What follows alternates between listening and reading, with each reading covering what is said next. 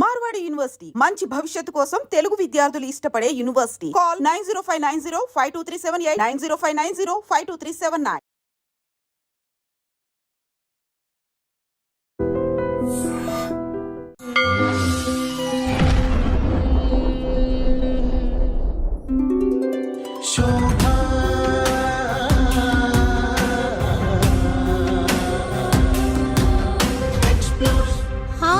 Explore only the truth, the two for you all. Shobha explores. ఇంత చక్కగా కనిపించడం ఎలా సాధ్యపడింది?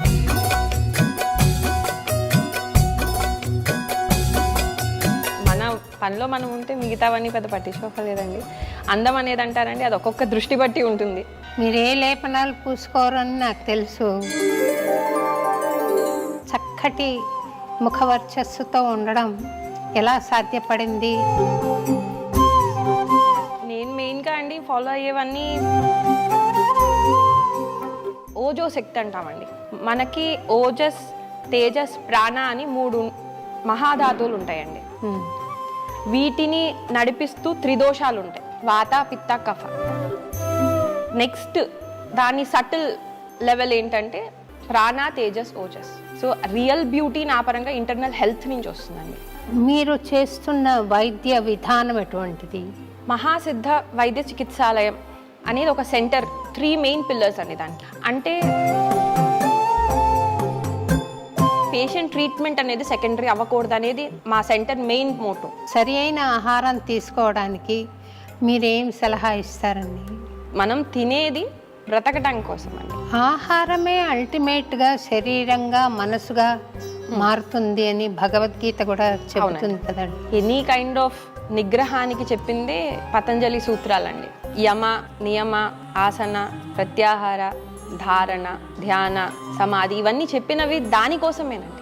మీ వైద్య విధానంలో సంగీతానికి ఏమైనా స్థానం ఉందా? ఉంటుందండి. ఎందుకంటే మనం కనుక definitely music has a healing power అండి. హాస్యం ఆరోగ్యానికి చాలా హెల్ప్ చేస్తుంది అంటారు. అవునండి, ఎందుకంటే బేసికల్గా laugh in the sense happiness కావాలండి. Human span of life 100 years అనుకున్నాం కదండి. మీ దృష్టిలో అది ఎక్కువ ఉందా, ఇంకా తక్కువ ఉండాలా? ఆయు అనేది, ఎందుకంటే డెత్ అనేది జస్ట్ ఒక ట్రాన్స్ఫర్మేషనే. గోవును హగ్ చేసుకోవడం మూలాన, గోవును తాకడం మూలాన ఒక ఆరోగ్యం ఇంప్రూవ్మెంట్ ఉంటుంది అని వైదికులు చెప్తున్నారు. నిజమైన ఆ మాట? ఆవు నుంచి వచ్చేవన్నిట్లో కూడా మెడిసినల్ క్వాలిటీస్ ఉంటాయి, హీల్ చేసే క్వాలిటీస్ ఉంటాయి అన్నిట్లోనూ. కాకపోతే ఇప్పుడు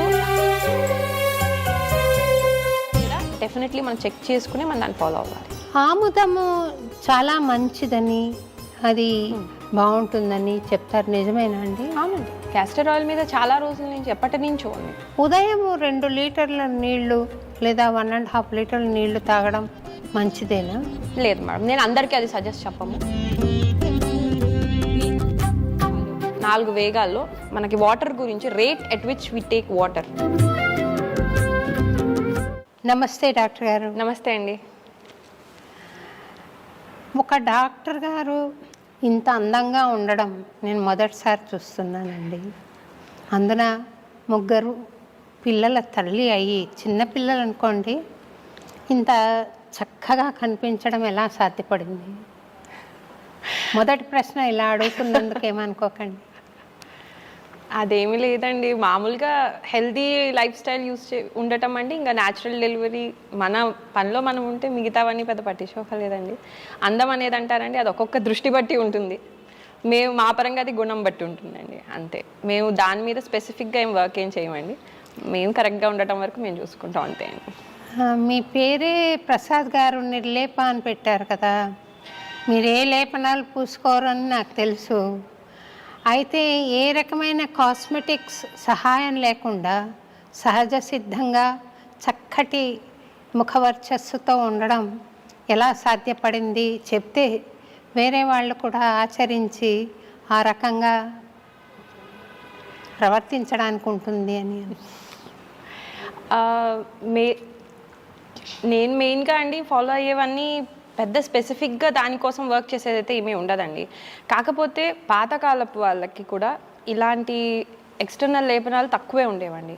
వాళ్ళు మెయిన్గా చేసేది ఏంటంటే ఓజో శక్తి అంటామండి. మన ఓజో శక్తి, ఓజస్ శక్తి.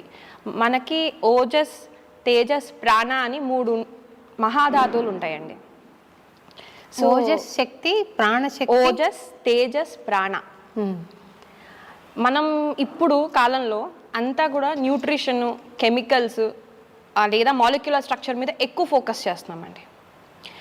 కానీ దీనిని మానిటర్ చేసేది లేదా దీనిని నడిపించేది ఇంకా ఎక్స్టర్నల్ ఇంకా ఉన్నాయండి. ఇంటర్నల్ ఫోర్సెస్ ఉన్నాయి, ఎక్స్టర్నల్ ఫోర్సెస్ ఉన్నాయి. వేటి మీదైతే ఈ మధ్య కాలంలో మనం దానికి తక్కువ ఇంపార్టెన్స్ ఇస్తున్నాం. ఏదైనా సరే మనం కొన్ని క్రైటీరియానే మనం లిమిట్ చేసేసుకున్నామండి. దాంతో దీన్ని నడిపించే వాటి గురించి తెలుసుకోవటం తగ్గిపోతుంది.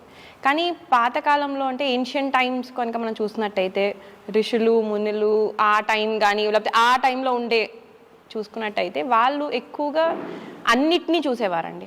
ఉట్టి బాడీయే మెయిన్, మైండ్ లేదు అనేది ఉండేది కాదు, లేదా ఎనర్జీ లేదని కాదు. సో వాళ్ళు ఒక హోల్ స్పెక్ట్రంలో తెలుసుకునేవారు. సో అలాగే మన మొత్తం బాడీ అంతా పంచభూత నిర్మితం అండి. వీటిని నడిపిస్తూ 3 దోషాలు ఉంటాయి: వాత, పిత్త, కఫ. నెక్స్ట్ దాని సటిల్ లెవెల్ ఏంటంటే ప్రాణ, తేజస్, ఓజస్. సో మనం తినే ప్రతి ఫుడ్,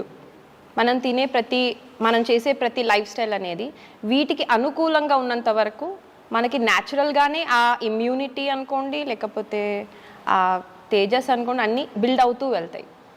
ఎప్పుడైతే మనం ఈ నేచర్ నుంచో లేకపోతే మన న్యాచురల్ ప్రకృతి నుంచి డీవియేట్ అవ్వకుంటూ వెళ్తామో, మనం ఎంత కెమికల్స్లోకి వీటికో వెళ్తూ ఉంటామో దాన్ని బట్టి మనం దీని నుంచి విడిపోతూ వెళ్తాం. అప్పుడు ఇంటర్నల్గా మనకి ఆ హెల్త్ కానీ వైటాలిటీ తగ్గిపోవటం వల్ల మనం ఓన్లీ ఎక్స్టర్నల్గా ఏవైనా చేసుకుంటేనే కొంచెం మనకి బెటర్గా అనిపిస్తాము, కానీ ఇంటర్నల్ హెల్త్ కానీ ఇంటర్నల్ డిస్టర్బెన్స్ వెళ్ళిపోతుంది. సో రియల్ బ్యూటీ నా పరంగా ఇంటర్నల్ హెల్త్ నుంచి వస్తుందండి. కరెక్ట్ అండి, ఆ మాట కరెక్ట్. చాలా మహాసిద్ధ వైద్య చికిత్సాలయం అని మీ హాస్పిటల్ ఉంది కదా? అవునండి. తద్వారా మీరు చేస్తున్న వైద్య విధానం ఎటువంటిది? మహాసిద్ధ వైద్య చికిత్సాలయం అనేది ఒక సెంటర్ అండి. ఎక్కడైతే మేము ఇంటిగ్రేటెడ్ అప్రోచ్ని మేము ఫస్ట్ 3 మెయిన్ పిల్లర్స్ అండి దానికి. ఒకటి ఇంటిగ్రేటెడ్ అప్రోచ్ అండి.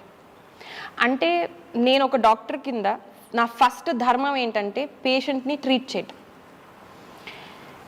ఆ పేషెంట్ని ట్రీట్ చేసే దాంట్లో నేను ఏ వైద్య విధానము వాడతానో వాళ్ళకి ఉండే ప్రాబ్లం బట్టి నేను నా స్కోప్లో వేరియస్ లా ఇంకా రూల్స్ పరంగా కన్సిడర్ చేసుకుని నేను నా స్కోప్లో ఉండే వైద్య విధానం వాడాలండి.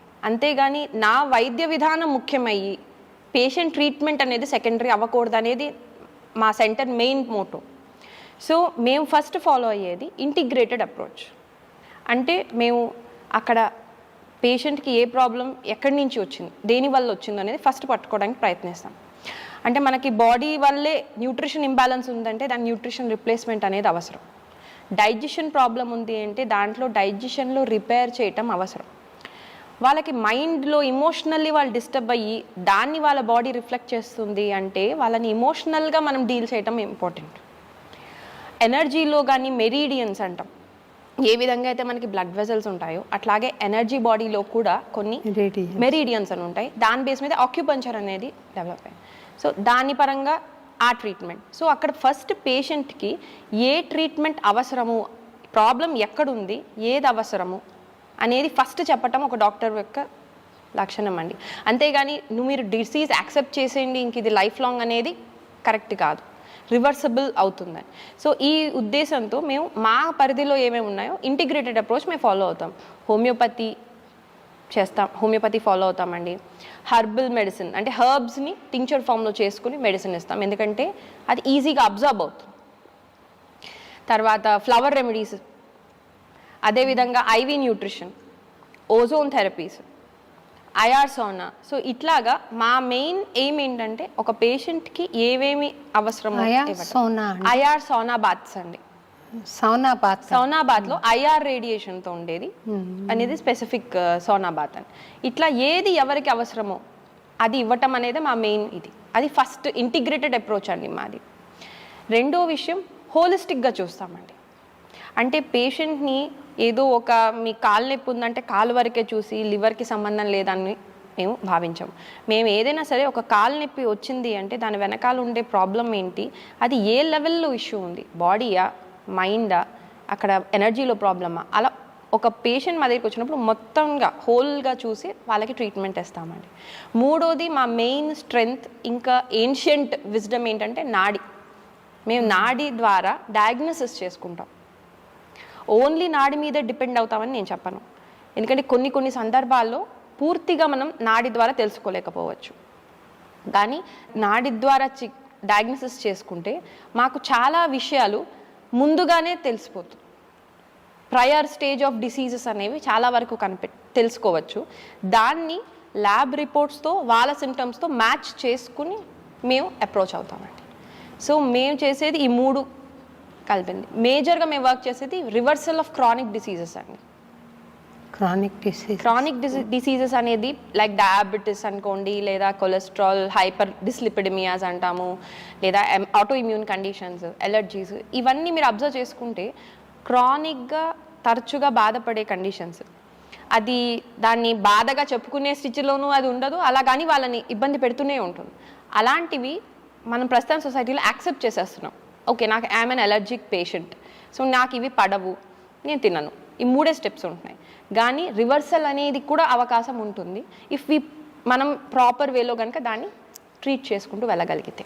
సో బేసికల్లీ మా main approaches reversal of chronic conditions. సంతోషం అండి. గత జన్మ కృతం పాపం వ్యాధి రూపేణ పీడిత అని అంటారు కదా. అవునండి. పూర్వజన్మలో చేసుకున్న పాపము అవునండి వ్యాధిగా సంక్రమిస్తుంది అని. అవును. మీరు ఈ మాట మీద విశ్వసిస్తారా? ఈ మాట. అవునండి, డెఫినెట్గా. మరి నేను పాపం చేసి ఉంటే నాకు ఆ వ్యాధి వచ్చింది, మీరు ట్రీట్ చేయడం మూలాన బాగా అయిపోయిందంటే నేను ఆ కర్మను అనుభవించను కదా.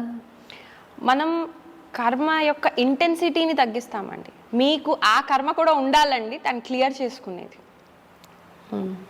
ఏ విధంగా అయితే every action has equal and opposite reaction అనే న్యూటన్ లాని మనం అందరం నమ్ముతాము, రైట్, అలాగే కర్మ లా కూడా ఎగ్జిస్ట్ అవుతుందండి. ఇప్పుడు మనకు ఎదురయ్యే సిచ్యువేషన్స్ అన్నీ దాని లా పరంగానే వస్తుంది. కానీ దాన్ని ఎలా హ్యాండిల్ చేసుకోవాలో మన చేతిలో ఉంటుంది. ఆ హ్యాండిల్లో ప్రయత్నమే వైద్యము ఇవన్నీ అండి. సో ఏవైతే మేము దాన్ని 3 విధానాలుగా డివైడ్ చేస్తామండి.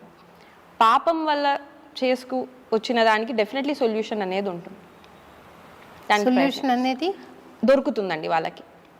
అదే కనుక బ్యాడ్ కర్మ అంటే మనసా వాచా కర్మ తెలిసి మరీ తప్పు చేసినప్పుడు దానికి సొల్యూషన్ వెతకడం చాలా కష్టం, దొరకటం కూడా కష్టం. వాళ్ళకి లైఫ్ లాంగ్ సఫరింగ్ అనేది ఉండే అవకాశం. అంటే అలా చేసిన వాళ్ళు ఎవరైనా బాగా రియలైజ్ అయ్యారనుకోండి, అప్పుడు ఉంటాయి. ఓలేటి వెంకటేశ్వర్లు గారని ఒక మహావిద్వాంసుల వారు ఉండేవారండి. ఒక ఆయన పినాకపాణి గారి శిష్యులు అనమాట. ఆయనకు ఊబకాయం ఉండేది నాలాగే. ఆయన స్టేజ్ మీద కాన్సర్ట్కి వచ్చి కూర్చుంటే ఇద్దరు పట్టుకొని వచ్చి కూర్చోబెట్టాలి. ఎప్పుడు నేను ఇది ఇంటర్మీడియట్ చదివే రోజుల్లో చూశాను వారిని. ఆ తర్వాత పరిచయం అయ్యి చాలాసార్లు మీట్ అయ్యాను అనుకోండి.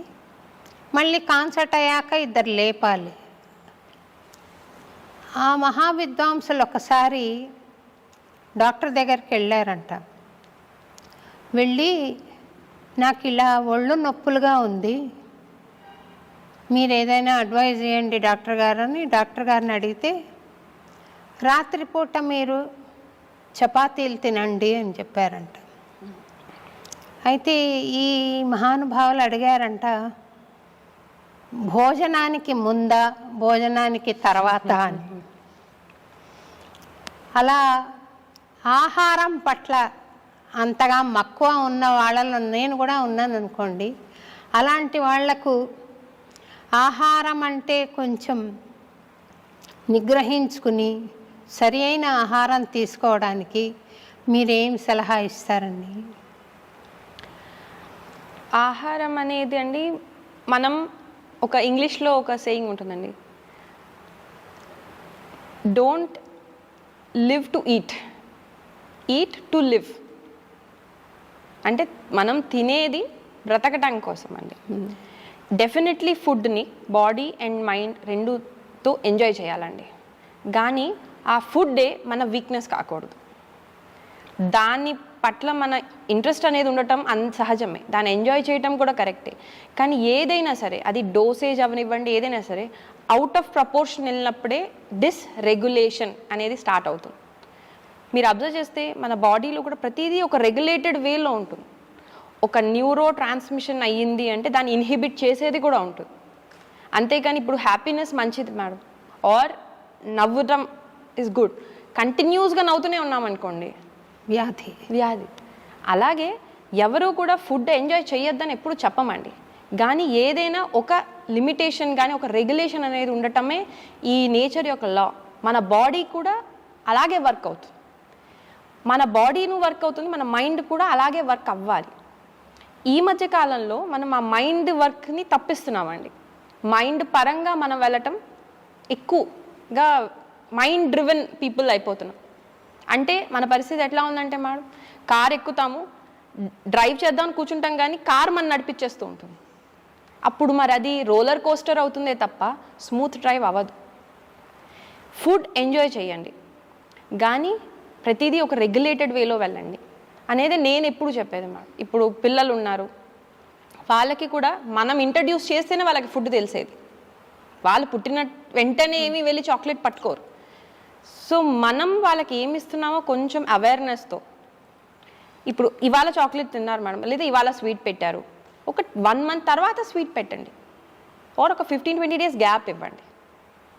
వాళ్ళకి మనం అది మనలో రెగ్యులేషన్ ఉండి వాళ్ళకు కూడా అలవాటు చేస్తే ఫుడ్ అనేది మనకి హెల్ప్ చేస్తుందే తప్ప ప్రాబ్లం రాదండి.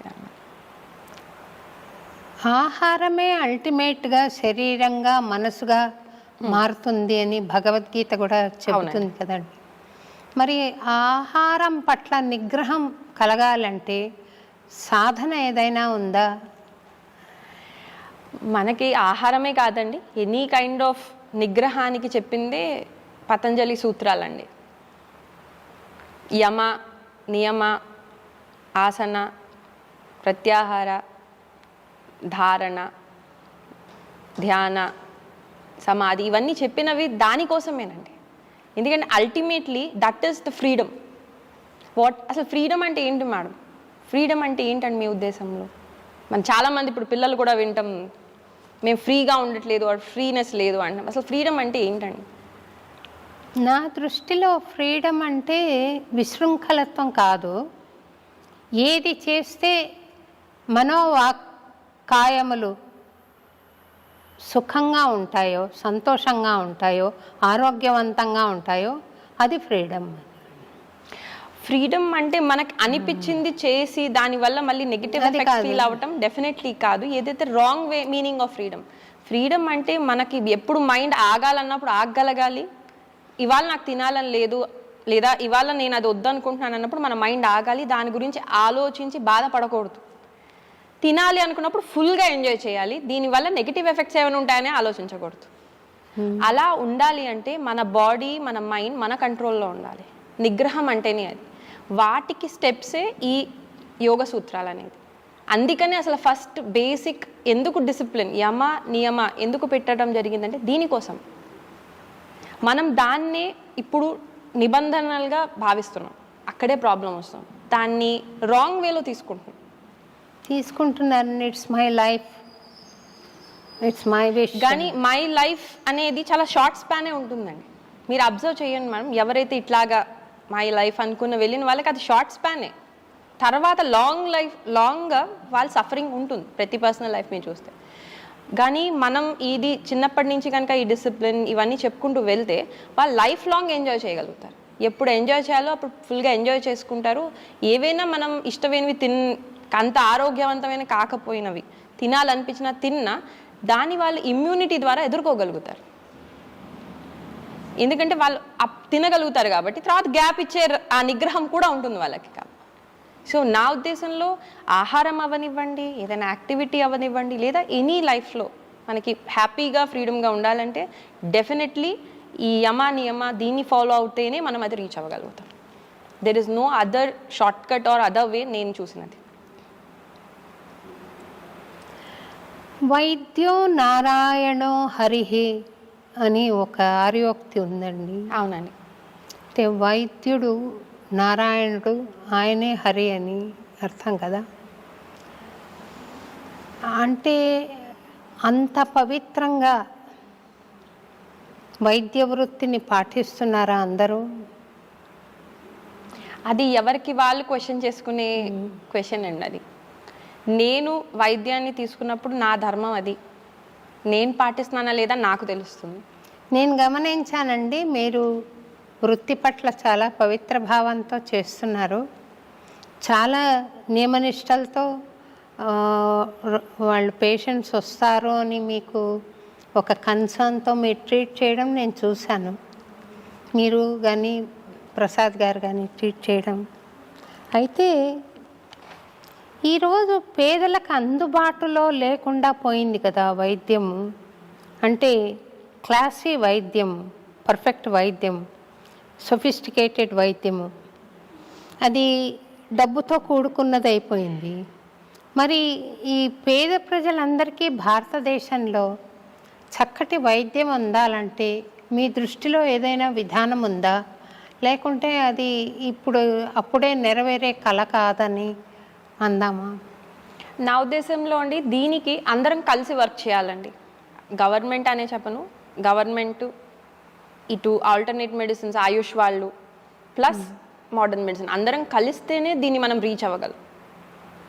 మనమే గనక ఒకరినొకళ్ళు అపోజ్ చేసుకుంటూ ఉంటే దీన్ని ఎంతవరకు రీచ్ అవ్వగలము అనేది నాకు డౌటే. నాకు మెయిన్ పాయింట్ ఒకటేనండి, డాక్టర్ ఎవరైనా కానివ్వండి, అది మన ఎయిమ్ ఏంటండి, టు ట్రీట్ ద పీపుల్. కొన్ని చోట్ల కొన్ని సిస్టమ్ ఆఫ్ మెడిసిన్ పనిచేస్తుంది. ఇప్పుడు సిస్టమ్ ఆఫ్ మెడిసినే కానీ అది గ్రూపిజం కాదండి. అంటే నేను వైద్యాన్ని ఒక విధానంగా తెలుసుకున్నాను, ఇంకొకళ్ళు ఆయుర్వేదం అనుకోండి, ఇప్పుడు ఏదైతే సిస్టమ్ అంటున్నామో నా ఉద్దేశంలో ఆయుర్వేదం అనేది ఒక వేదం, ఒక వాస్ట్ నాలెడ్జ్. అది సిస్టంలోకి మనం కస్టమైజ్ చేయలేము. కానీ ఇప్పుడు అకాడమిక్ ఈజీనెస్ కోసం ఇప్పుడు ఒకే డాక్టర్ అన్ని సిస్టమ్స్ చదవలేడు కాబట్టి ఈజీనెస్ ఆఫ్ అకాడమిక్స్ ఈజీగా స్టడీ చేయడానికి లేదా స్పెషలైజేషన్ పరంగా వాళ్ళు ఒక కోణంలో చూసి దీంట్లో వాళ్ళు ఎక్స్పర్ట్ అయ్యారు. కానీ వాళ్ళకి మిగతా విధానాల్లో కొంచెమైనా ఒక ఐడియా ఉంటే ఒక పేషెంట్ మన దగ్గరకు వచ్చినప్పుడు ఎటు వాళ్ళని పంపించవచ్చో మనం చెప్పగలం. దీనికి మనం అందరం కలిపి వర్క్ చేస్తేనే అది రీచబుల్ అవుతుందండి. ఈ సిస్టమే ఉండాలి. ఇప్పుడు అంతా కూడా ఏమవుతుందంటే అండి, ఆర్గ్యుమెంట్ సైన్సా స్యూడో సైన్స్ అనే సందిగ్ధంలోనే మనకి మొత్తం డివిజన్ జరిగిపోతుంది. నాకు అర్థం కాని విషయం ఏంటంటే అండి, మనకి ఋషులే అనుకోండి లేదా మునిలో ఆ కాలం వాళ్ళు టెలిస్కోప్ లేనప్పుడే ఖగోళ శాస్త్రం గురించి చెప్పారు, అర్త్ రౌండ్గా ఉంటుందని చెప్పారు. అదేవిధంగా మనకి ఆయుర్వేదంలో కూడా మైక్రోస్కోప్స్ లేనప్పుడే మనకి మైక్రో ఆర్గానిజమ్స్ గురించి కూడా ఎక్స్ప్లెనేషన్స్ ఇచ్చారు. సో వాళ్ళు ఏమీ లేకుండా అంటే ఇప్పుడు వీళ్ళు దీన్ని అవును ఉంది ఇవి ఉన్నాయి అని చెప్తున్నారు. నేను వీళ్ళ తప్పు వాళ్ళ తప్పు అనట్లే. వాళ్ళు ఆ కాలంలో ఇలాంటి ఇన్స్ట్రుమెంట్స్ హెల్ప్ లేకుండే చూశారు అంటే డెఫినెట్లీ వాళ్ళు చెప్పే వాటిలో నిజం ఉంటుంది, తప్పకుండా ఉంది. మనకు అర్థం అవ్వట్లేదు. ఇప్పుడు కాలం వాళ్ళు దీన్ని బేస్ చేసుకుని అది స్యూడో సైన్స్ అనే ఆర్గ్యుమెంటే ఒక విధంగా బేస్లెస్ అనిపిస్తుంది. అశ్వగంధ అప్పుడు ఏం పని చేసేదన్నారో ఇప్పుడు అలాగే పనిచేస్తుంది. క్వాలిటీ ఆఫ్ హర్బ్ మారి ఉండొచ్చు బికాస్ ఆఫ్ ఎన్విరాన్మెంట్, కానీ దాని యాక్షన్ ఇస్ సేమ్. పసుపు అలాగే ఉంది. కానీ మనం ఇప్పుడుండే డ్రగ్స్ తీసుకున్నాం అనుకోండి, ఫస్ట్ ఇంట్రడ్యూస్ చేస్తాము, ఒక 10 years వాడగానే దీనివల్ల ఈ సైడ్ ఎఫెక్ట్స్ ఉంది దీన్ని తీసేయండి అంటాం. మరి ఇన్ని క్లినికల్ ట్రయల్స్ ఇవన్నీ అయ్యాక వై ఇస్ ఇట్ చేంజింగ్? మరి అది కూడా అలా స్టాండర్డైజ్ అయిపోవాలి కదా. నేను ఇది కూడా రాంగ్ అనట్లేదండి, ఎందుకంటే మనం చేంజ్ అవుతున్నాం. We are in a changing environment. So నా ఉద్దేశం ఏంటంటే అండి, డెఫినెట్లీ చెప్పిన ఆయుర్వేదంలో కానీ మన వేదాల్లో చెప్పిన మెడిసిన్స్ అనుకోండి అన్నీ కూడా వీ హ్యావ్ టు అండర్స్టాండ్. అంతేగాని దాని స్యూడో సైన్స్ అని కంప్లీట్ మాస్క్ అవుట్ చేసేయడం ఇస్ మనం చేసే మేజర్ మిస్టేక్ అనేది నా ఫీలింగ్ అండి. దాంతో చాలా రీసెర్చ్ పొటెన్షియాలిటీని మనం వదిలేసుకుంటున్నాం. సో అందరం కలిసి వర్క్ చేస్తేనే మనకి కావాల్సిన సొల్యూషన్ అనేది ఉంటుంది. సైంటిఫిక్గా అన్సైంటిఫిక్గా, అసలు రియల్లీ ఇది అన్సైంటిఫిక్గా అనేది క్వశ్చనబుల్. ఇప్పుడు మీరు చెప్పే 10-12 years డ్రగ్ పనిచేసి ఆగిపోవటం అనేది ఇఫ్ దిస్ ఇస్ ద సైన్సా, ఆర్ వాళ్ళు ఎప్పటి నుంచో చెప్పిన ఇయర్స్ నుంచి చెప్పే హర్బ్ అలాగే పనిచేయటం అనేది సైన్స్ అని, అది మనం క్వశ్చన్ చేసుకోవాలి. Instead of science and pseudo science వాళ్ళు ఒక ఆలోచనతో వాళ్ళ ఒక అనుభవంతో చెప్పారు. పైగా ఇప్పుడు మనం ఇన్ని క్లినికల్ ట్రయల్స్ వేస్తున్నాం, వాళ్ళది ఎప్పటి నుంచో జనరేషన్స్ నుంచి ఆచరించినది. అంటే ఎన్ని క్లినికల్ ట్రయల్స్ అయ్యి ఉంటాయో డాక్యుమెంటేషన్ వీళ్ళ పరంగా అర్థం అవ్వలేదు. సో నాకు ఎలా అనిపిస్తుంది అంటే ఒక 5th standard 7th standard వాళ్ళు 10th standard వ్యాలిడిటీ చేస్తున్నట్టు ఉంటుందండి పిహెచ్డి వాళ్ళతో. సో వీళ్ళని తప్పనట్ల, they are growing, but we cannot validate them. Let is reach, వాళ్ళ ముందు యాక్సెప్ట్ చేద్దాం.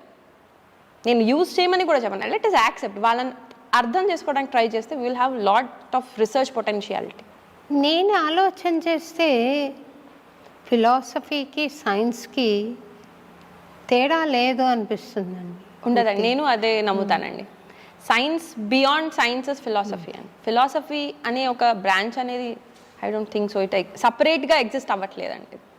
అదే అన్నమాచార్య భావన వాహిని వాళ్ళు సంకీర్తన ఔషధం అని ఒక కార్యక్రమం చేస్తారండి. అది నాకు ఎలా తెలిసిందంటే, నేను కాన్సర్ట్స్ పాడుతున్నప్పుడు ఆడియన్స్ కూర్చుని చివరిలో వచ్చి మేము తిరుపతికి వెళ్ళినట్టు అయిపోయిందండి, బాధలన్నీ మర్చిపోయి కాసేపు కూర్చున్నాము, భద్రాచలం వెళ్ళాము, మాకు చాలా ప్రశాంతంగా అనిపించింది, ఇలాంటి కాంప్లిమెంట్స్ చెప్పేవాళ్ళు, ఇలాంటి ఎక్స్పీరియన్స్ చెప్పేవాళ్ళు. నాకేమో పాడిన తర్వాత ఒక ఎనర్జీ ఫుల్ బాడీ అంతా ప్రవహిస్తోంది అన్నట్టు ఉండేది. వాళ్ళు వచ్చి మాట్లాడితే నాకు ఇష్టం ఉండేది కాదు. అప్పుడు నేను గబగబా పాడి గ్రీన్ రూమ్లోకి వెళ్ళిపోయి సైలెంట్గా కూర్చునేదాన్ని. దాంతో శోభారాజు చాలా ప్రౌడ్ అని పేరు వచ్చినా పర్వాలేదు అనుకున్నాను. కానీ ఎప్పుడైతే అన్నమాచార్య భావనవాహిని నా భుజాల మీదే మోయవలసిన పరిస్థితి వచ్చిందో అప్పుడు నేను థ్యాంక్స్ అండి అనడం మొదలుపెట్టాను.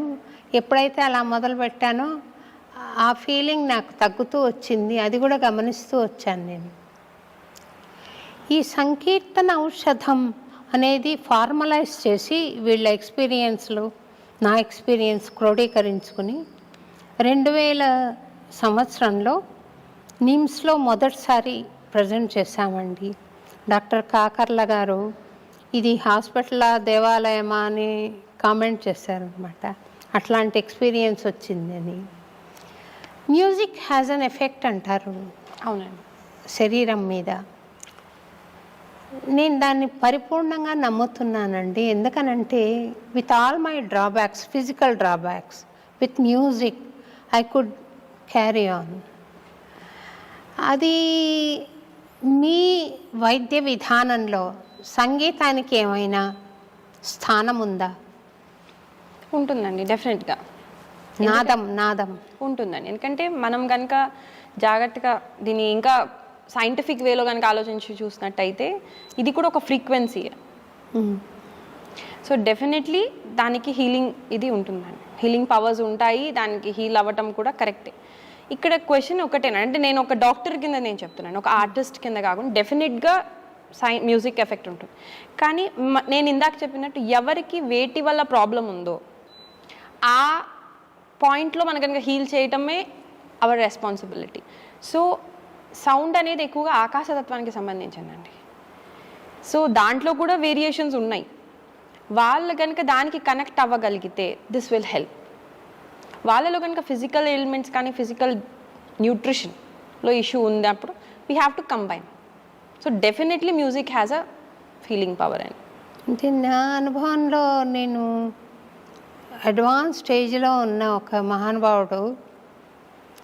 మేము వెళ్ళి అంటే ఈ కార్యక్రమాలకు మేము రెమ్యూనరేషన్ కూడా తీసుకోమండి. నేనే ఆర్కెస్ట్రా తీసుకెళ్ళి, కోరస్ తీసుకెళ్ళి, సౌండ్ సిస్టమ్ తీసుకెళ్ళి పాడతాను.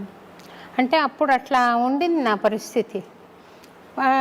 పాడినప్పుడు ఆయన నాకు 2 పేజీలు ఉత్తరం రాశారు. బాగా ఇప్పటికీ బ్రతుకున్నారు. అప్పుడు పోతారనుకున్నారు, కానీ ఆయన బతుకున్నాడు. Thanks for giving me fresh lease of life అని రాశారనమాట. అలాంటివి చాలా ఉన్నాయి. అలాంటివి ఉన్నప్పుడు సంగీతం పట్ల పరిశోధన చేసి ఇది ఔషధం కింద కూడా పనికొస్తుంది అని ఆలోచన చేయవలసిన అవసరం ఉంది. డెఫినెట్గా ఫ్యూచర్లో మనకి హెల్ప్ చేసేది సౌండ్ థెరపీసే అవుతాయండి. ఎందుకంటే డిసీజెస్ మనం అబ్జర్వ్ చేస్తున్నట్టయితే ఇంకా డీప్ లెవెల్లోకి వెళ్తున్నాయి. డిసీజ్ ఎఫెక్ట్ చేసేది మన బాడీని చాలా డీప్ లెవెల్ నుంచి చేస్తుంది. అది సైకోసోమాటిక్ అనుకోండి, మైండ్ అనుకోండి, జీన్స్ అనుకోండి, డిఎన్ఏ లెవెల్. కానీ మనకి ప్రస్తుత అవైలబిలిటీ ట్రీట్మెంట్స్ చాలా సూపర్ఫిషియల్ లెవెల్లో ఉన్నాయి.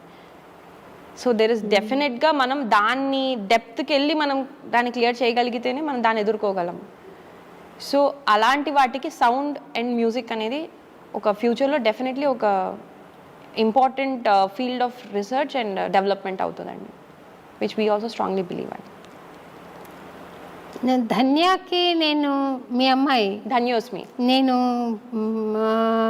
పాడడం, నేను నేర్పడం చాలా సంతోషం అనిపిస్తుంది. ఆ పిల్లలు పెరుగుతున్న తీరు తెన్నులు, వాళ్ళు ఫాలో అవుతున్న వాల్యూ సిస్టమ్ ఏదో మా ఆయన చెప్పారండి. దీని తర్వాత ఎత్తేమంటే అది విరుద్ధాహారము అని. నాకెంత సంతోషం అంటే విరుద్ధాహారము అనడం, అంత చిన్నపిల్లలు వీళ్ళకి ఎంత వెయిన్స్లోకి వెళ్ళిపోయింది తత్వము అని సంతోషమైంది. మీరు కూడా సంగీతంలో ఉన్నారు, పాడతారు. మా ప్రేక్షకులకు ఒక పాట పాడి వినిపించండి.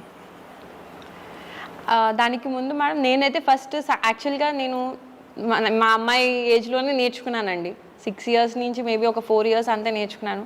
అది కూడా వేరే ఊర్లో నేర్చుకున్నదండి. నేను ఇంత సీరియస్గా ఏమీ దీన్ని తీసుకోలేదు, కానీ సంగీతం ఎప్పుడు ఇష్టము. మేము అప్పుడు ఫస్ట్ నేర్చుకున్నవి కూడా మీ పాటలు వినే నేర్చుకున్నామండి. ఎక్కువగా మాకు బాగా గుర్తండి, అన్నమాచార్య కీర్తనలు అంటే శోభారాజ్ గారివే పెట్టాలి అని మా అమ్మ పెట్టేదండి. సో అలా స్టార్ట్ చేసినది ఇది. ఆ తర్వాత మా అమ్మాయి మీ దగ్గర నేర్చుకోవటమే మాకు ఫస్ట్ పాజిటివ్ సైన్ అనుకోండి, దేవుడి దగ్గర నుంచి లేకపోతే సరస్వతి విద్య దగ్గర నుంచి అనిపించింది ఆ బ్లెస్సింగ్. సో నేను పాడటం కూడా ఫస్ట్ నారాయణతోనే పాడతానండి. ఒక చరణం. నారాయణతే నమో నమో, నారాయణతే నమో నమో, నారాయణతే నమో నమో, భవ నారద సన్నుత నమో నమో,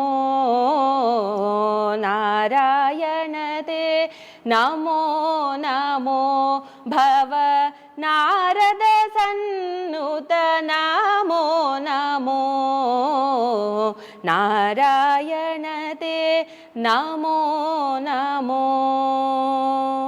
మురహర భవహర ముకుంద మాధవ, మురహర భవహర ముకుంద మాధవ, గరుడగమన పంకజనాభ,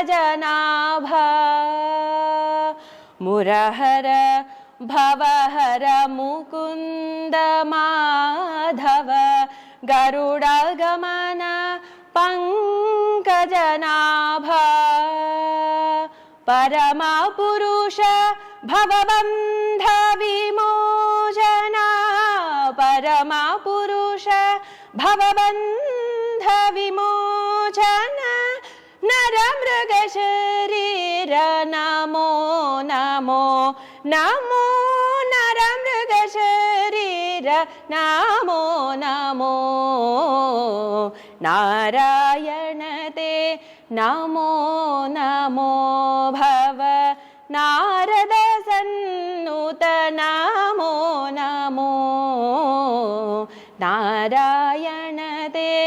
నమో నమో. బాగుందమ్మా చాలా. లేదండి, ప్రాక్టీస్ కానీ ఏమి లేదు. టేప్ రికార్డర్ అలా నేర్చుకున్నదే తప్ప పెద్ద నేను అథెంటిక్గా నేర్చుకోలేదు. అందుకే మా అమ్మాయికి నేర్పిద్దామనండి. సంతోషం తల్లి. మేము ఇక్కడ మార్చ్ 1 నుండి క్లాసెస్ స్టార్ట్ చేస్తున్నామమ్మా. అప్పటి నుంచి కూడా తప్పకుండా. నేర్పుతాము. కొంచెం టైం పట్టింది. కరోనా నుండి డిస్లొకేషన్ వచ్చింది. అప్పటి నుండి కూడా మళ్ళీ కుంభాభిషేకం అనుకోవడం ఇలాంటివి రావడం వలన కొంత హాస్యం ఆరోగ్యానికి చాలా హెల్ప్ చేస్తుంది అంటారు. ఈ విషయాన్ని మీరు నమ్ముతారా? అవునండి, ఎందుకంటే మీకు న్యూరో ట్రాన్స్మిషన్స్లో మీకు దాని ఎఫెక్ట్ తెలుస్తుందండి. ఎండార్ఫిన్స్ ఇవి రిలీజ్ అవుతాయి. సో ఏమైనా పెయిన్ ఉన్నా దానికి ఉండే ఏదైనా ఈజీగా డిజాల్వ్ అవుతుందండి ఆ ఎండార్ఫిన్స్కి సంబంధించిన రిలీజ్ అయినప్పుడు. సో లాఫ్టర్ అనేది కన్నా హ్యాపీనెస్ మెయిన్ అండి. నా ఉద్దేశంలో హ్యాపీనెస్ కన్నా ముందు పీస్ ఆఫ్ మైండ్ ఇంపార్టెంట్ అండి. పీస్ ఆఫ్ మైండ్ అనేది చాలా ఇంపార్టెంట్. తర్వాత లాఫ్ ఆర్ హ్యాపీనెస్. బేసికల్గా laugh in the sense happiness కావాలని. ఆ హ్యాపీనెస్ సాటిస్ఫైడ్ స్టేజ్లో ఉన్నప్పుడు ఉండే న్యూరో ట్రాన్స్మిషన్ ఫిజికల్గా ఇమోషనల్గా మనకు ఉండే బ్యాలెన్స్ అనేది చాలా రకాల సింపాథెటిక్ అండ్ పారాసింపాథెటిక్ని బ్యాలెన్స్ చేస్తున్నారు. సో అంటే డాక్టర్ గారు, సామాన్య మానవులు ఉన్నారనుకోండి, వాళ్ళ యాంగ్జైటీకి లోన్ అవుతూ ఉంటారు. ఇది నాకు వస్తుందా రాదా, ఇది జరుగుతుందా జరగదా, ఈరోజు నాకు ఇదేమంటారు సెన్సెక్స్ ఇది ఎలా ఉంటుందో దీని మీద ఆలోచన పడి వాళ్ళు యాంగ్జైటీ డెవలప్ చేసుకోవడం మూలాన అనారోగ్యం పాలవడానికి అవకాశం ఉంది. అట్లాంటి వాళ్ళను పీస్ ఆఫ్ మైండ్గా ఉండండి అని మనం చెప్పామనుకో, మనం మెడిటేషన్లో కూర్చున్నా కూడా అజిటేషన్ అయిపోతుంది. అలాంటి వాళ్ళకి మీరు జోక్స్ చెప్పి నవ్వించడం ద్వారా కొంత డిఫరెన్స్ డెఫినెట్లీ ఉంటుంది. నా ప్రయత్నంలో నేను స్వరాల మీద స్టూడెంట్స్ అందరినీ నవ్విస్తుంటాను కొంచెంసేపు. వాళ్ళు స్కూల్ నుండి, కాలేజ్ నుండి, ఆఫీసుల నుండి వస్తారు కదా, ఎట్లాగో వర్న్ అవుట్ ఫేస్ వస్తుంది. నవ్విన తర్వాత I see the change in them, they feel relaxed. అది నేను స్వరజ్ఞానం పెరగడానికి కూడా హెల్ప్ చేస్తుంది. అది నేను స్వరం అంటాం, మీరు నవ్వండి ఆ స్వరం మీద అంటే కరెక్ట్గా నవ్వగలగాలి. ఆ స్వరం మీద మనసులో స్వరం ఉంటుంది, బయటికి నవ్వుతున్నారు. అలా స్వరజ్ఞానం కూడా పెరుగుతుంది.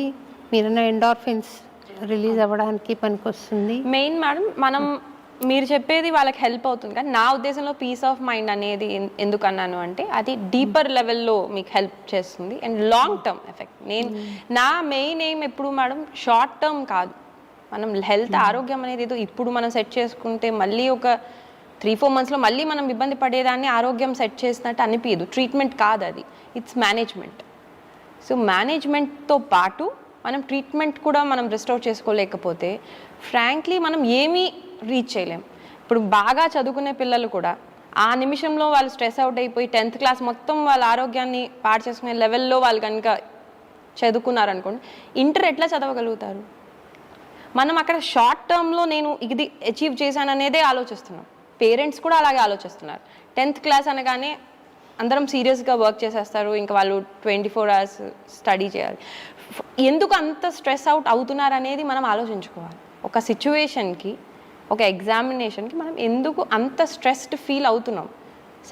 సెన్సెక్స్ అన్నారు, ఇవన్నీ అన్నారు. ఆ స్థితికి టెంపరీగా దాని సొల్యూషన్ చూసుకోవడం ఇస్ రైట్ అండి, డెఫినెట్గా. కానీ తర్వాతైనా మనకి ఆ ప్రాబ్లం సొల్యూషన్ చూసాక అసలు ఈ స్థితి ఎందుకు వచ్చింది అనేది ఆలోచన చేయడం, ఆ డీప్ థింకింగ్ అనేది మనం వదిలేసామండి. ఆ నిమిషం బాగుందా, వీఆర్ గుడ్, మళ్ళీ ప్రాబ్లం వచ్చినప్పుడు చూసుకుందాం అనే మేనేజ్మెంట్ స్టేజ్లోకి మన మైండ్ సెట్ అయిపోయింది. దాంతోనే మనకు పీస్ ఆఫ్ మైండ్ లేదు.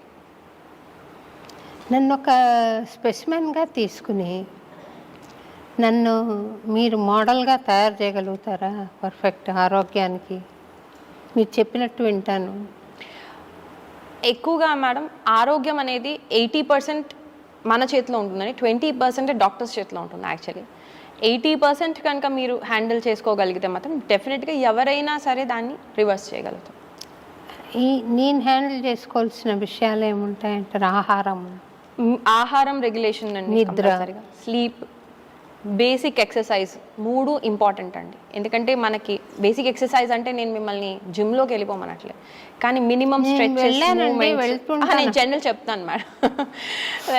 సో ఏజ్ అన్ని కన్సిడర్ చేసుకుని, కానీ మన బాడీకి ఏజ్ అనేది ఫుల్ లిమిటేషన్ కాదండి, డెఫినెట్లీ రీజనరేషన్ ఛాన్స్ ఉంటుంది. సో మీరు అబ్జర్వ్ చేస్తే చాలామంది 70-80 ఇయర్స్ వాళ్ళు కూడా మిగతా డిసీజ్ ఉన్నట్టు ఉండరండి. సో వాళ్ళు న్యాచురల్ లైఫ్ స్టైల్ లీడ్ చేస్తుంటారు, వాళ్ళ పనులు వాళ్ళు చేసుకోగలుగుతారు. సో ఆ రీజనరేటివ్ కెపాసిటీ అయితే తగ్గచ్చు కంపారిటివ్లీ, కానీ ఉంటుంది. మనం అనుకోవాలే కానీ మేడం, బాడీ మైండ్ని కనుక మనం రెగ్యులేట్ చేసుకుని మన ప్రొఫెషనల్ లైఫ్లోకి వరకే పెట్టుకోగలిగితే డెఫినెట్లీ రివర్సిబుల్ ఛాన్సెస్ ఉంటాయి. Human span of life 100 years అనుకున్నాం కదండి, ఇప్పుడు మామూలుగా 80 ఇయర్స్ వరకు వచ్చిందేమో. మరి మీ దృష్టిలో అది ఎక్కువ ఉందా, ఇంకా తక్కువ ఉండాలా, ఎక్కువ అయిందా? ఆయు అనేది 80-100 ఇస్ నార్మల్ అండి ఫస్ట్ నుంచే, కానీ దాని క్వాలిటీ ఆఫ్ లైఫ్ ఉందా అనేది క్వశ్చనబుల్. నేను ఆరోగ్యంగా బ్రతికే స్పాన్ గురించి మాట్లాడుతున్నాను. అది మన చేతిలో ఉంటుంది మేడం. 80 ఇయర్స్ కూడా మన ఆరోగ్యంగా బ్రతకచ్చు. జనరల్గా ఫర్ ఎగ్జాంపుల్, ఒక మనిషి ఆరోగ్యవంతమైన అలవాట్లతో ఉన్నాడు, యుక్తాహార విహారస్య యుక్త కర్మస్య అని భగవద్గీత శ్లోకం మీద ఆధారపడి బ్రతుకుతున్నాడు అనుకుందాం. ఆయన స్పాన్ ఆఫ్ లైఫ్ 80 ఇయర్సే ఉంటుందా, 150 సంవత్సరాలు చేయొచ్చండి. ఇట్ కెన్ ప్రొలాంగ్ అండి. ఆయన లైఫ్ స్టైల్ అనేది అదే అంటున్నాను మేడం, అది వాళ్ళ చేతిలో ఉంటుంది. అండ్ ఇట్ కెన్ ఎక్స్టెండ్ వాళ్ళు కనుక హెల్దీగా ఉంటాయి. కానీ ఏదైనా సరే ఆయు అనేది ఓన్లీ మన దీని మీద డిపెండ్ అవ్వదు, మన పాస్ట్ కర్మల మీద కూడా డిపెండ్ అవుతుంది. కాబట్టి అది డెఫినెట్లో ఉంటుంది. దానికన్నా ముందు ఇప్పుడు మనం దీపంలో నూనె పోసాం మేడం, ఆ నూనె అయిన తర్వాత కనుక దీపం ఆరిపోయిందంటే అది న్యాచురల్. ఎందుకంటే డెత్ అనేది జస్ట్ ఒక ట్రాన్స్ఫర్మేషనే, అది ఇంకా అయిపోయినట్టు, ఫుల్ స్టాప్ కాదు. సో నా ఉద్దేశంలో అదొక నెగిటివ్ ఫీలింగ్ కాదు. కానీ నూనె ఉంది కానీ గాలి వచ్చి ఆరిపోయింది అంటే దట్ ఈజ్ నాట్ రైట్ అండి. అలా లేకుండా ఉండటమే హెల్త్. సో ఆ నూనె ఎంత ఉంది, ఎవరి కంటైనర్ ఏదో అనేది ఇట్స్ ఆల్రెడీ డెస్టినీ అయిపోయి ఉంటుంది. కాబట్టి దాన్ని బట్టి అర్థమే. మీ హాస్పిటల్లో పేషెంట్స్ ట్రీట్మెంట్లో మీకు మరుపురాని అనుభవం ఏదైనా ఉందండి? చాలా ఉన్నాయి. రీసెంట్గా కూడా నేను ఒక 7 ఇయర్స్ పాపది, నేను చాలా వాళ్ళ పేరెంట్స్కి కూడా చెప్తాను, నేను మీ ఎగ్జాంపుల్ ఇస్తానండి. 7 ఇయర్స్ పాపకి చేసామండి, ఎలర్జీ కేసు చేసాము. ఫుల్ స్కిన్ అంతా డార్క్, మీకు డార్క్ అని కాదని మొత్తం నేను చాలా పేషెంట్స్కి చూపిస్తాను. నేను సఫరింగ్ అంటే ఒక్కొక్కరు వచ్చి మాకు కొంచెం మీ ప్రాబ్లం వస్తే నేను చాలా సఫర్ అవుతున్నాను అన్నప్పుడు ఆ పాపను చూపిస్తానండి. ఆ పిల్ల నడవలేక ఉండే కండిషన్ ఉండేది, స్టెరాయిడ్స్ అని వాడొచ్చారు, స్కిన్ కండిషన్ అస్సలు తగ్గలేదు. మా దగ్గరికి 7 ఇయర్స్కి కరెక్ట్గా లాస్ట్ డిసెంబర్ వచ్చారండి. లాస్ట్ డిసెంబర్ అవునండి అప్రాక్సిమేట్లీ. సో 2023 ఆ డిసెంబర్లో వచ్చారు, ఎవరో తెలిసిన వాళ్ళ ద్వారా పంపించారు. అసలైతే కేసు తీసుకోవడం కూడా కష్టం అండి, ఎందుకంటే 7 ఇయర్స్ పాపకి ట్రీట్ చేయటం, మెడిసిన్స్ ఇవ్వటం అన్నీ ఆలోచించుకోవాలి. చిన్నపిల్ల కాబట్టి న్యూట్రిషన్ మనం పెట్టేయలేము కూడా, మనం చాలా జాగ్రత్తగా వెళ్ళాలి. ఆ కేసు సాల్వ్ చేస్తే చాలా హ్యాపీ అనిపించిందండి. తర్వాత ఇన్ఫర్టిలిటీగా బాధపడిన వాళ్ళు 20 ఇయర్స్ 22 ఇయర్స్ వాళ్ళకి బేబీ ప్రెగ్నెన్సీ న్యూస్ ఒకటి బాగా హ్యాపీ అనిపిస్తుంది. మెయిన్గా ఛాలెంజింగ్ అనిపించేది క్రానిక్ కండిషన్స్ ఏదైతే అసలు ఇప్పుడు ఎలర్జీస్ లేకపోతే ఆటో ఇమ్యూన్ కండిషన్స్ ఏవైతే ఉంటాయో అవి మేము రివర్స్ చేయలేకపోతున్నాం అనే వాళ్ళకి ఎప్పుడైతే when they reverse back. So అట్లాంటివి చాలా వరకు హ్యాపీ కేసెస్ ఉన్నాయండి. వాళ్ళు ఆ హ్యాపీని ఎప్పుడైతే షేర్ చేసుకుంటారో మాకు హ్యాపీ అండ్ సాటిస్ఫాక్షన్ అనిపిస్తుందండి. ఫస్ట్ మీరు హ్యాపీ అవుతున్నారు, పేషెంట్ హ్యాపీ అయ్యి మీకు షేర్ చేస్తారు, ప్రొఫ్యూజ్ గ్రాటిట్యూడ్ చెప్పిన వాళ్ళు ఉన్నారు. ఈ పాప వాళ్ళ మదర్ బాగా అండి, ఎందుకంటే ఆవిడ ఎత్తుకుని వచ్చేవారండి, అట్లా చెప్పిన వాళ్ళు ఉన్నారండి, చాలామంది ఉన్నారు. సంతోషం. హ్యాపీ. ఈ పేషెంట్ ట్రీట్మెంట్లో భగవంతుడి ఇన్వాల్వ్మెంట్ ఉంటుంది కదండి? డెఫినెట్గా అండి. భక్తి, భగవంతుడి మీద విశ్వాసం ట్రీట్మెంట్ని ఇంకా హెల్ప్ చేస్తాయి కదా? చేస్తాయి. ప్లెసిబో అని పేరు పెట్టారు వీళ్ళు, అలోపతి వాళ్ళు. Placebo effect. అవునండి. ప్లాసిబో ఎఫెక్ట్ అయినా నిజంగా భగవంతుడి ఇన్వాల్వ్మెంట్ వీళ్ళకి నా ఉద్దేశంలో మేడం ఆ ప్లాసిబో ఎఫెక్ట్ వీళ్ళకి ల్యాబ్లో అందలేదు కాబట్టి దాని పేరు ప్లాసిబో ఎఫెక్ట్ అండి. ఏదో మెకానిజం జరగండి అది జరగదు కదా మేడం. అవును. మీరు అర్థం చేసుకోలేకపోయారు అదేంటో, ఆర్ కెమికల్లీ మీకు అది తెలియలేదు, అందుకని ఇట్స్ అ ప్లాసిబో ఎఫెక్ట్. దాన్ని మీరు కెమికల్గా టర్మ్, కానీ మన మిగతా ఎనర్జీ లెవెల్లో కానీ మైండ్ లెవెల్లో కానీ జరిగే మెకానిజంని మీరు గుర్తించలేకపోయారు అంతే. కానీ మెకానిజం జరగంది అది అవ్వదు, డెఫినెట్లీ వర్క్ అవుతుంది. భక్తి ఉండాలి, కర్మ ఉండాలి, జ్ఞానం ఉండాలి, 3 ఉండాలి మేడం. 3 లేనిదే ఏది ఒకటి ల్యాక్ ఆఫ్ అయినా మనకి ఎక్కడో ఒక చోట ఫుల్ స్టాప్ పడుతుంది. ఒక పేషెంట్ నువ్వు ట్రీట్ చేస్తావా భగవంతుడు ట్రీట్ చేస్తాడా అని ఒక డాక్టర్ని అడిగితే ఆ డాక్టర్ నేను బ్యాండేజ్ వేస్తాను దేవుడు హీల్ చేస్తాడు అని చెప్పారంట. ఐ ట్రీట్ అండి, he cures. He cures, he heals అని. అవును, చాలా బాగుంది ఆ మాట. అదే చెప్పారు మీరు ఎసెన్స్ కూడా. సిద్ధ వైద్య మహాసిద్ధ వైద్య చికిత్సాలయము అందరికీ ఒక వెలుగుబాట చూపించే ఇన్స్టిట్యూట్గా మారాలని, అందరికీ ఆరోగ్యాన్ని ఇచ్చే కన్నతల్లి పాలు చాలా శ్రేష్టం అంటారు కదండి, అలా కన్నతల్లి కావాలని ఆ ఇన్స్టిట్యూట్ ద్వారా పేషెంట్ కన్నీళ్లతో లోపలికి వెళ్ళిన వాడు బయటికి వచ్చేటప్పుడు చిరునవ్వుతో రావాలని నేను భగవంతుణ్ణి మనసా ప్రార్థిస్తున్నానండి. మీరు చెప్పదలుచుకున్న విషయాలు ఏమైనా ఉంటే దయచేసి చెప్పండి. స్పెసిఫిక్గా అయితే ఏమీ లేదండి, కానీ నా ఉద్దేశంలో ఏంటంటే నేను ఆల్రెడీ మీకు చెప్పేశానండి. నా పరంగా యూత్ ఈ మధ్య కాలంలో మనం తెలుసుకోవాల్సినది అవేర్నెస్ అనేది మెయిన్ అండి. ఏది మనకి ఇబ్బంది పెడుతుంది బాడీ మైండ్ పరంగా, ఏది మనకి ఇబ్బంది పెట్టదు అనే అవేర్నెస్ ఉండటం ఫస్ట్ థింగ్. సెకండ్ థింగ్, మన రెగ్యులేషన్ ఎప్పుడు వదలకూడదండి. ఫ్రీడమ్కి కరెక్ట్ మీనింగ్ తెలుసుకోండి. మూడోది, మన రూట్స్కి ఎప్పుడు కూడా అటాచ్ అయి ఉండాలండి. మన రూట్ లేని ట్రీ అనుకోండి ఏదైనా సరే ఎప్పటికైనా పడిపోతుంది. సో మన రూట్స్ని మనమే ఇది అసలు నిజమా అనే క్వశ్చనింగ్ కన్నా ఇది నిజం, ఎలాగ నిజం అనేది తెలుసుకునే వైపు మనం కనుక వెళ్ళగలిగితే చాలా ఇప్పుడుండే కండిషన్స్ ఈజీ అయిపోతాయి. ఎప్పుడైతే మనం మన రూట్స్ నుంచి డిటాచ్ అయిపోయామో వేరియస్ రీజన్స్ వల్ల అండి, అప్పుడే మనకి ఇప్పుడు అంతా కంగారు, ఈ యాంగ్జైటీ, ఈ స్ట్రెస్లు పెరిగాయండి. ఆ ఎక్స్పీరియన్స్డ్ నాలెడ్జ్ కూడా ఈక్వల్లీ దాన్ని విజ్డమ్ అంటాము, అదే అసలైన ట్రెజర్, అసలైన సంపద నా ఉద్దేశంలో. దాన్ని వదలద్దు అనేది నా ఉద్దేశం అండి. అది మనము చెప్పాలి, పిల్లలకి తెలియాలండి. మనమే ఫాలో అవ్వనప్పుడు పిల్లలకి చెప్పలేము. ఇంకా ఫ్యూచర్ జనరేషన్స్ అన్నీ ప్యానిక్లోకి వెళ్తాయి తప్ప వాళ్ళకి సెక్యూర్డ్ ఫీలింగ్ ఎప్పటికీ ఉండదు. విజ్డమ్ ఉన్నప్పుడు, ఆ ట్రెడిషనల్గా వచ్చే ఆ ఏన్షియంట్ నాలెడ్జ్ ఉన్నప్పుడే మనం సెక్యూర్డ్ ఫీలింగ్లో ఉంటాం. ఇన్సెక్యూరిటీ నుంచే ఇవన్నీ మొదలవుతాయి. ఆ ఫియర్ స్టార్ట్ అవుతుంది, అండ్ ఫియర్ నుంచే మిగతా అన్ని ఇమోషన్స్ మనకి రేజ్ అవుతాయి. సో నేను చెప్పేది అయితే ఇదేమ్మా, awareness, attach to your roots అండి, and right meaning of freedom, control of mind అనేది చాలా ఇంపార్టెంట్ అండి. సంతోషం అండి. గోవును హగ్ చేసుకోవడం మూలాన, గోవును తాకడం మూలాన ఒక ఆరోగ్యం ఇంప్రూవ్మెంట్ ఉంటుంది అని వైదికులు చెప్తున్నారు. నిజమైన ఆ మాట?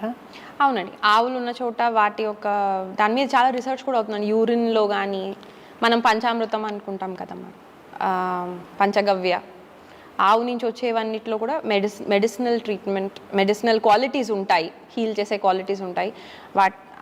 యూరిన్ అనుకోండి, లేదా కౌడంగ్ అనుకోండి, పాలు, నెయ్యి అన్నిట్లోనూ. కాకపోతే ఇప్పుడు దానికి ఇచ్చే ఫీడ్ ఏంటి, అది ఎలా పెరుగుతుంది, దానికి మనం ఇప్పుడు ఒక కాఫ్ బేబీ ఉంటుంది, ఆ బేబీ పాలు తన్ని దూరం చేసి ఒక మదర్ నుంచి మన బేబీని పక్కన పెట్టి మరీ మనం పాలు తీసుకున్నప్పుడు దాంట్లో కూడా స్ట్రెస్ ఉంటుంది, దాంట్లో కూడా ఆ చేంజెస్ వస్తాయి. ఇవన్నీ కూడా మనం కన్సిడర్ చేసుకోవాలండి. ఇదివరకు కాలంలో న్యాచురల్ వేలోనే ఉండేది. బేబీ పాలు తాగేసిన తర్వాత మనం పాలు తీసుకునేవాళ్ళు, ప్రతి వాళ్ళ ఇంట్లో ఉండేది. సో అంత స్ట్రెస్ కాదు, అది కూడా హ్యాపీగానే ఇచ్చేది. ఇప్పుడు అవన్నీ తగ్గిపోతున్నాయి. కాబట్టి ఇవి కూడా కన్సిడర్ చేసుకుని మనం చెప్పాలండి ఆవు అనేది ఏంటి, ఎట్లా ఉంది ఏంటి, కరెక్ట్ బ్రీడ్ ఉందా లేదా హైబ్రిడ్ అయి ఉందా, లేకపోతే చేంజెస్ ఆఫ్ బ్రీడ్స్ ఉన్నాయి, ఇవన్నీ కూడా కన్సిడరబుల్ అండి. ఇవన్నీ ఒక కాలంలో కరెక్ట్ మ్యామ్. కాలం మారుతున్న కొద్దీ అన్నీ మారుతున్నాయి కాబట్టి అది ఇక్కడ అప్లై అవుతుందా లేదా డెఫినెట్లీ మనం చెక్ చేసుకుని మనం దాన్ని ఫాలో అవ్వాలి. ఆముదము చాలా మంచిదని, అది తీసుకుంటే లాక్సేటివ్గా పనిచేస్తుందని, అవును, కంటిపైన రాసుకుంటే దృష్టి దోషాలు తొలగిపోతాయని, చర్మం ఎక్కడైనా అలర్జీ చిన్న Moisturizer అండి, అవునండి. బాగుంటుందని చెప్తారు. నిజమేనా అండి? అవునండి. క్యాస్టర్ ఆయిల్ మీద చాలా రోజుల నుంచి ఎప్పటి నుంచో ఉంది దాని మీద క్యాస్టర్ ఆయిల్ ఇప్పుడు దొరుకుతుందా? మంచిది, దొరుకుతుందండి. ప్రతి చోట క్వాలిటీ ఉంది మేడం, మనం వెతకాలి అంతే. వెతకాలి. ఉంది, కరెక్టే అండి. ఆముదంలో చాలా ఉంది, వాతానికి సంబంధించిన డిజార్డర్స్ని బాగా క్లియర్ చేయడానికి హెల్ప్ చేస్తుంది. కానీ ఏదైనా సరే దాని డోస్లోనే వాడాలండి. ఇది మంచిది కదా అని చెప్పి మనం రోజు తరపడే వాడేసేవి కావు. ఏదైనా ఎంత అవసరమో మన కండిషన్ బట్టి, మన పరిస్థితి బట్టి దాన్ని వాడుకుంటే, దాని కరెక్ట్ యూసేజ్ ఉంటే మాత్రం చాలా బాగా పనిచేస్తుంది. దానివల్ల నష్టం ఏమీ కలగదు. అంటే మీరు ఎవరికైనా అడ్వకేట్ చాలా మందికి చెప్పానండి, చాలా మందికి చెప్పాను. మేము పిల్లలకు కూడా ఒక్కొక్కసారి డీటాక్స్కి పట్టిస్తామండి. డిఫరెంట్ డీటాక్సిఫికేషన్ కోసం, colon health, large intestine health కోసం ఇది బాగా పనిచేస్తుంది. వాత దోషం బొడ్డులో వేస్తామండి, నావెల్లో, కళ్ళ పైన రాయొచ్చు, తలకి మసాజ్ చేయొచ్చండి, అరికాలకి రాస్తాము. ఆముదము ఆకు బాగా కొన్నిసార్లు మీకు ఆఫ్టర్ డెలివరీ సివియర్ హెడ్ఏక్స్ వస్తాయండి, ఆముదం ఆకు బాగా పనిచేస్తుంది. అంటే అది వాతతత్వానికి సంబంధించి. ఏదైనా మేడం ఇప్పుడు ఆముదము మంచిదే, అందరికీ మంచిదా అనేది కాదు. ఎవరికి మంచిది అంటే దాని తత్వం, దాని నేచర్ అనేది ఉంటుంది కదా, దాని యూనిక్నెస్. మనలో దానికి సంబంధించిన ఏమైనా ఇంబ్యాలెన్స్ వచ్చినప్పుడు అది కరెక్ట్. అంటే ఈ జిగ్జా పజిల్లో ఇది వచ్చి సెట్ కావాలి. ఇది సెట్ కాని దాంట్లో మనం పెట్టి ఇది పని చేయట్లేదు, ఇది వేస్ట్ అని పక్కన పడేయడానికి ఉండదు. మీరు కరెక్ట్గా దాన్ని ప్లేస్ చేయలేదు అంతే. హర్బ్స్ అన్నీ పనిచేస్తాయండి. కరెక్ట్ డోసు, కరెక్ట్ ఫామ్లో, కరెక్ట్ టైంలో వేసుకుంటే పనిచేస్తాయి. మంచిది కదా తిప్పతిగా రోజు తాగేసామనుకోండి, అది కరెక్ట్ కాదు. ఇప్పుడు వాటర్ హెల్దీయా అన్హెల్దీయా మేడం? వాటర్ హెల్దీ కానీ it has to be pure. అది మేడం ప్యూర్. దాని క్వాలిటీ ఏంటి, ఎంత మంచిది కదా అని చెప్పి నేను 6 లీటర్స్ 7 లీటర్స్ 8 లీటర్స్ తాగుతూ వెళ్ళాను అనుకోండి, అది హెల్ప్ అవుతుందా? అలాగే ఏదైనా సరే ఆ రెగ్యులేషన్, అదే మేడం కీ ఈజ్ రెగ్యులేషన్. మీరు వాటర్ సంగతి మాట్లాడారు కాబట్టి ఒక ప్రశ్న అడుగుతానండి. ఉదయం 2 లీటర్ల నీళ్లు లేదా 1.5 లీటర్ల నీళ్లు తాగడం మంచిదేనా? లేదు మేడం, నేను అందరికీ అది సజెస్ట్ చెప్పము. 250 ml చాలండి. అది కూడా వాటర్ మీదే మీకు చాలా క్లియర్గా సూత్రాలు ఉంటాయండి. వాటర్ కూర్చుని తాగాలి, తర్వాత సిప్ బై సిప్ తాగాలి. మనం ఏ స్పీడ్తో వాటర్ తాగుతామో కూడా మన యూరిన్ ఫ్రీక్వెన్సీని, అమౌంట్ ఆఫ్ యూరినేషన్ని కూడా డామినేట్ చేస్తుంది, దట్ ఇన్ఫ్లుయెన్స్ చేస్తుంది. ఇది రీసెంట్గా ఇప్పుడు ఫారినర్స్ వాళ్ళు రీసెర్చ్ చేసి వాళ్ళు చెప్పుకుంటున్నారు. ఎందుకంటే వాళ్ళకి ఆ ఫ్రీక్వెన్సీ ఆఫ్ యూరినేషన్ ఎలా ఆపాలో దానికి. కానీ మన ఆయుర్వేదంలో వేగాలు, 4 వేగాల్లో మనకి వాటర్ గురించి rate at which we take water అనే దాని మీద కూడా సూత్రాలు ఉన్నాయి. వాళ్ళు క్లియర్గా చెప్తారు కూర్చుని తాగాలి ఎప్పుడు కూడా వాటర్ అనేది. చాలా రకాల హెర్నియాస్ని అది రాకుండా ఆపే ఛాన్సెస్ ఉంటాయి. తర్వాత అది సిప్ బై సిప్ తీసుకోవాలి. మార్నింగ్ పూట 2 లీటర్స్ ఎట్ అ టైం తీసుకోమని నేనైతే చెప్పనండి. ఎవరికి తీసుకోవాలి, మీకు కనుక మోషన్ ఏమైనా ప్రాబ్లం ఉన్నా, హై బ్లడ్ ప్రెషర్ ఉన్నప్పుడు 2 లీటర్స్ కాదు బట్ 1 లీటర్ స్లోగా తాగమని చెప్తాను. కానీ అది కూడా రేర్ కండిషన్స్. 250 ml సరిపోతుంది. వామ్ వాటర్ అయితే బెటర్ కంపారిటివ్గా. పిత్త కలిగిన వాళ్ళ, పిత్తం హైగా ఉన్న వాళ్ళకి వామ్ వాటర్ కూడా ఇబ్బంది. నార్మల్ రూమ్ టెంపరేచర్ ఉండే వాటర్ బెస్ట్. సో ఈ విధంగా ప్రతిదానికి మేడం ఉంటాయి. ఎప్పుడైతే ఒక జనరల్గా మనం ఇది తీసుకోండి ఇది మంచిది అని చెప్పడానికి కష్టం. అలా ఉండే చాలా తక్కువ ఉంటాయి. అక్కడ ఉండే పరిస్థితి బట్టి దాన్ని మార్చుకోగలగాలి. ఆ అవేర్నెస్సే ఉండాలి మేడం, మెయిన్ అదే. సంతోషం అండి. ఈ నవగ్రహాలు ఉన్నాయి కదండి, నవగ్రహాల ఇన్ఫ్లుయెన్స్ బాడీ మీద ఉంటుంది అని చెప్తారు కదా, ఆ విషయం గురించి మీరేమి ఉంటాయండి. దాన్ని బట్టే కదండి సూర్య నమస్కారాలు అనుకోండి, లేకపోతే మనకి రాసులు, ఈ రాసుల ఇన్ఫ్లుయెన్స్ అనేది బాడీ మీద ఉంటుంది అనేది సూర్య నమస్కారాల ద్వారా తెలుస్తుంది. ఈ నవగ్రహాల యొక్క ఇన్ఫ్లుయెన్స్ కూడా మన బాడీలో ఉంటాయండి, బాడీ మీద ఉంటాయి వేరియస్. దాన్ని మెడికల్ ఆస్ట్రాలజీ కింద చెప్తారు. చాలా మందులకు అది హెల్ప్ అవుతుంది. దానికి చాలా రకాల ఆ హర్బ్స్కి సంబంధించిన మొక్కలు కానీ ఫ్లవర్స్ కానీ బేస్ మీద మేము కూడా చేస్తామండి. కాకపోతే దాన్ని మెడికల్ ఆస్ట్రాలజీ కింద ప్రొజెక్ట్ చేయము. ఎప్పుడైతే పుష్పాయుర్వేదం ఫ్లవర్ థెరపీస్ ఇస్తామో బాగా తెలిసిన వాళ్ళు ఉంటే డెఫినెట్లీ మేము అది అప్లై చేసిస్తాం. నాకు అసలు ఈ విషయం నేను ఎక్కడా చదవలేదండి. It just got flashed in my mind. ఏమనంటే ఆంజనేయ స్వామి అరటి పండ్లు పెడతాం, అరటి ఆకులు, అరటి చెట్లు, ఆంజనేయ స్వామి శక్తి వాటిలో ఉంటుంది అని. ఆరెంజ్ కలర్ థెరపీ, అవును అవును, ఇవన్నీ నాకు కోరిలేషన్ ఉంది గ్రహాలకి, డెఫినెట్గా యూనివర్స్లో ఉన్న చెట్లు చేమలకి, పుట్టలకి, పాములకి, పక్షులకి, మనుషులకి ఒక అనుబంధం ఉంది, ఒక కనెక్షన్ ఉంది. పరబ్రహ్మ ద్వారా అందరికీ అన్నిటికీ కనెక్షన్ ఉంది. ఆ కనెక్షన్ పరిపూర్ణంగా అనుభవించిన వాడు యోగి అవుతున్నాడు, పాక్షికంగా అనుభవించిన వాడు ఉత్తమ మానవుడు అవుతున్నాడు, అసలు అనుభవించిన వాడు బాధపడుతున్నాడు అని అనిపిస్తుంది. అంతే, అవునండి. ఎందుకంటే బయట ఏదైతే ఉందో మ్యాక్రోకాస్మ్ అంటాం, బయట ఉన్నదే మనలో కూడా ఉంటుంది. దాని స్మాల్ రిప్రజెంటేషనే మనం. సో మనం కనుక దీన్ని స్టడీ చేసుకుంటూ దాన్ని కోరిలేట్ చేసుకోగలిగితే చాలా లాస్ కానీ చాలా సీక్రెట్స్ కానీ ఈజీగా అర్థమవుతుంది. దాని బేస్ మీద మనకి వేదిక్ నాలెడ్జ్ అనేది వచ్చింది. కనుగొను నీ విగ్రహమే గ్రహబలం ఇది నాకు అంటాడు అన్నమయ్య. సో పరబ్రహ్మను పట్టుకున్న వాడికి ఇంకా అల్టిమేట్ అనుకుంటా అట్లాంటి యోగి అన్నమయ్య. ఈరోజు మీరు అన్నమయాచార్య భావనావాహిని అన్నమయపురం వచ్చి చాలా అద్భుతమైన విషయాలు తెలియజేశారు డాక్టర్ గారు. Thank you very much. నేను అడగలేని అజ్ఞానం ఉంటే, మీరు చెప్పదలుచుకున్న విషయాలు ఉంటే దయచేసి. అలా ఏమీ లేవండి, మీరు అన్నీ ఆల్మోస్ట్ అడిగేశారు మేడం. హ్యాపీ అండి, మేము కూడా చాలా లక్కీ అండి ఇటు రావటం, మాకు చాలా అదృష్టంగా అనిపించింది. Thank you. అందుకే మీరు అడిగిన వెంటనే మేము వచ్చేస్తానండి. సంతోషం అండి. మీరు చాలా చక్కగా అంటే చాలా చక్కగా ఆన్సర్ టు ద పాయింట్ లాగా చాలా చక్కగా వివరించారు. ప్రేక్షకులందరూ కూడా చాలా సంతోషపడి ఉంటారని నేను అనుకుంటాను. మీకు అన్నమాచార్య భావనావాహిని పక్షాన, ఐ డ్రీమ్స్ వాళ్ళ పక్షాన హార్దమైన కృతజ్ఞతలు తెలియజేసుకుంటున్నానండి. నమస్తే.